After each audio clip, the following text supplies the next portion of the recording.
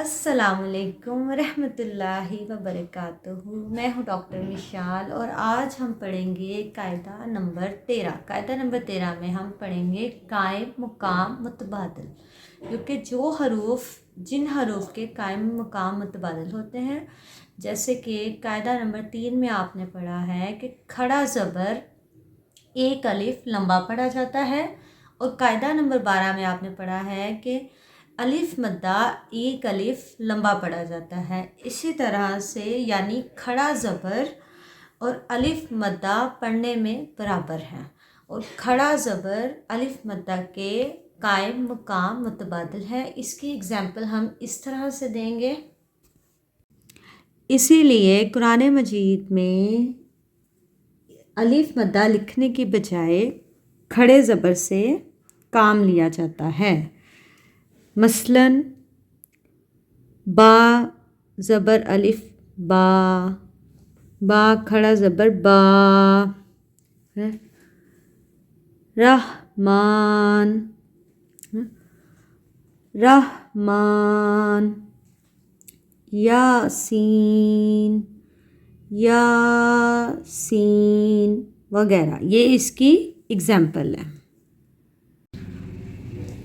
اسی طرح قاعدہ نمبر 7 میں الٹا پیش پڑھتے وقت ایک الف لمبا پڑھا جاتا ہے، اور واو مدہ کو بھی ایک الف لمبا پڑھا جاتا ہے۔ اسی طرح الٹا پیش اور واو مدہ آپس میں قائم مقام متبادل الفاظ ہیں۔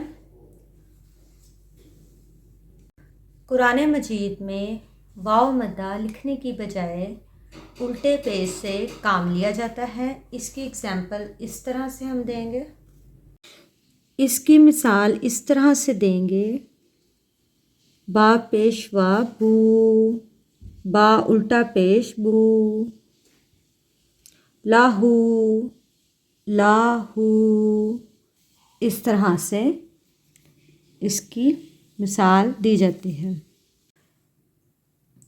اسی طرح قاعدہ نمبر 5 کے تحت کھڑی زیر کو پڑھتے وقت ایک الف لمبا کیا جاتا ہے، اور قاعدہ نمبر 12 میں یا مدہ کو ایک الف لمبا پڑھا جاتا ہے۔ اسی طرح کھڑی زیر یا مدہ کے قائم مقام متبادل ہوگی، اسی لیے قرآن مجید میں یا مدہ لکھنے کی بجائے کھڑی زیر کا استعمال کیا جاتا ہے۔ اس کی اگزامپل ہم اس طرح سے دیں گے۔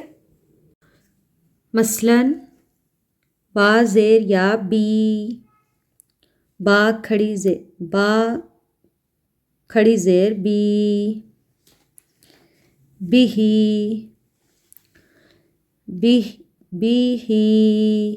وغیرہ، یہ اس کی اگزامپل ہے۔